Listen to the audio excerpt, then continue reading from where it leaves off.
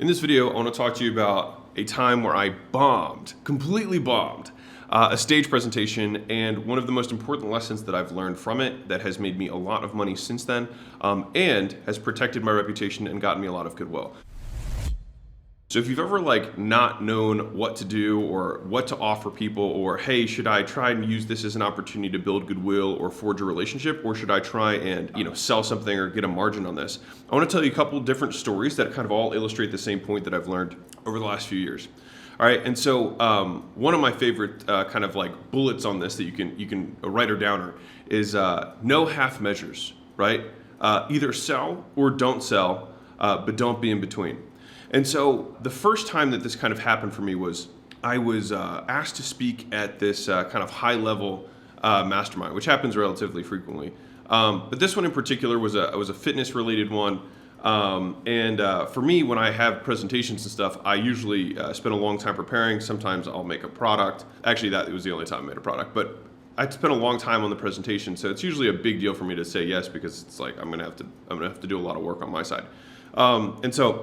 Anyways, I had this presentation and this pitch that I had made for a product that we had made specifically for this audience. And when I got there, they had given me a 3-hour time slot, all right, which is insane. And I think part of that was because they just wanted to have me talk as long as possible, for their audience, because they thought it would be valuable.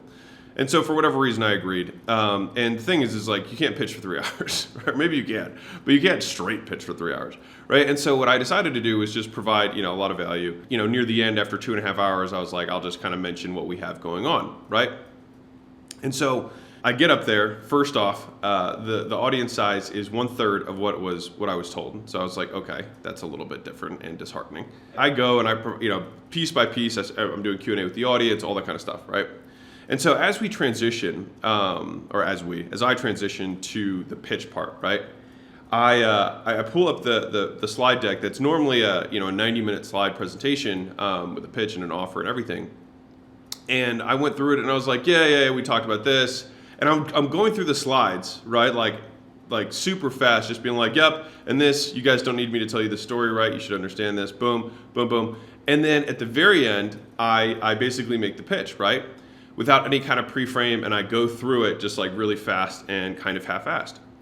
And I bombed. It was horrendous. It was horrible.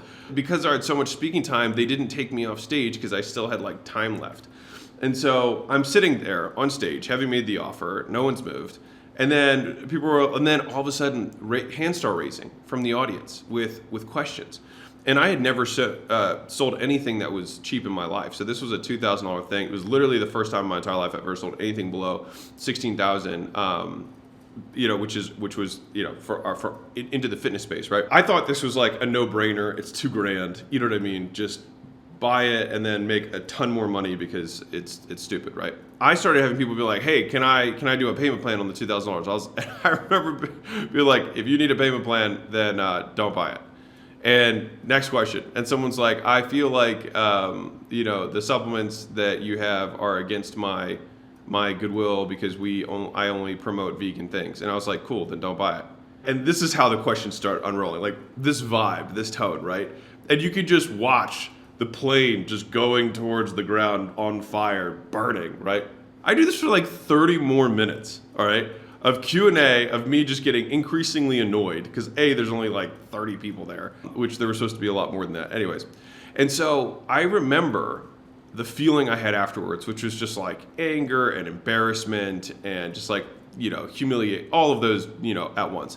And mind you, at the time, and this is then, right? We were doing about $4 million a month, all right? And so when I had some people were like, well, how do we know it's gonna work for fitness? I was like, I have 4,000 freaking locations here that use this licensing model. I pared it down just for you guys so that you can use the materials at 1/8 the price. This is not a discussion, right? So anyways, I remember sitting there and in the pain of the moment and the humiliation, I was like, what am I going to learn from this? Which may be in and of itself something that you might be able to take with you, but whenever you have those super emotional moments, right? I know from my conversations with Dr. Kashi that when you have extreme emotions, you're actually in hyper-learning mode. PTSD is where you're basically, you turn your brain on and it goes into hyper-learning mode because there's trauma that is going around you, right? and or it's a traumatic experience, which just means super heightened emotions. And so what happens is your brain says, learn from this, right? And then it starts ingraining these things so that when you hear loud noises, then you get amped, and then et cetera, right? And so it's the same kind of thing. So if you have these emotional moments, this is for me, this is what I do, is I try and think like, what am I going to try and ingrain in my brain right now? Because I have an opportunity to hyper learn something in these moments. And so the lesson that I learned, and I'll tell you another story in a second that really drove this home, no half measures. Either pitch or don't pitch. All right, so if you go into a business meeting, or you go to a conference, or you go to a whatever, right? Either ask hard or do not ask at all. There is no half-assed asking. All right, and this is a lesson that I have learned hard. I actually had one of my execs. He ended up pitching. 'Cause this is now that we've moved ourselves out of that business and now we're just on top of it. One of the execs in my gym business, he half pitched something to our audience. He like half pitches like, you guys don't need me to do this scarcity thing, right? You guys don't need me to do these guarantees, right? You don't need me to do these these bonuses, right? And I was like, what are you doing? I remember because I was like, that is how you pitch. You're saying that they don't need all the things that persuade them. He's like, well, they know because we teach them how to do this stuff. And I was like, yeah, but like people still need it to make decisions. And so he bombed that and he learned the lesson himself. So my goal is that you don't have to bomb it to learn the lesson, right? And so let me tell you the upside of this. Here's the flip side, right? So I talked about just now how like no half measures, either pitch or don't pitch, right? Don't go in the middle.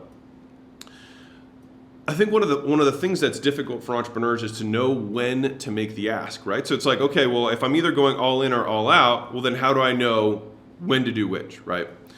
And I would say that most times I have been better served in my life by holding back my ask.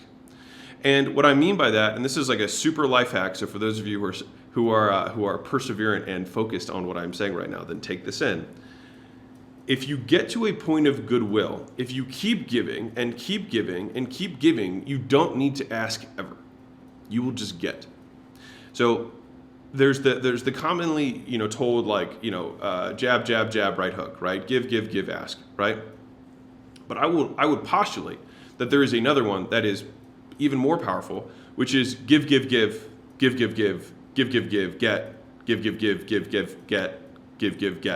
right? Is that people will just start handing things to you because humans are reciprocal in nature. They believe that if they are getting something at a certain point, they must reciprocate somehow, which is why the spammers who copy my name on this channel do so well with my channel, because I don't ask for anything from Mosey Nation. So by the way, just another disclaimer, I will not DM you or put you on WhatsApp and ask you for cab fare or ask you to buy something. Everything that I have is free here. So just FYI, just as a reminder to everybody. And a lot of the best things that I've had happen in my life have come from goodwill. And so I think the biggest difference between big business owners and small business owners is that they do not understand and apply the concept of goodwill. Right, and I'll do an entire thing on goodwill next time because it's a deep topic that I love talking about. But right now, in your business, you have the opportunity to provide things for your audience.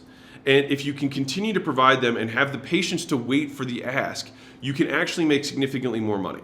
All right, and so the thing is if you're going to make the ask, which means if you're going to withdraw from your relational capital, right, the goodwill that you have in your audience, if you're going to make the withdrawal, then ask and ask hard and mean it. It's not the time to make it a nickel here, a nickel there, right? It's so much better to just keep investing, keep over delivering, and then when you ask, make it known that you are asking. And that is one of the biggest lessons that I have learned over time in business for me, is that it is so much better to give and keep giving, and oftentimes you will get.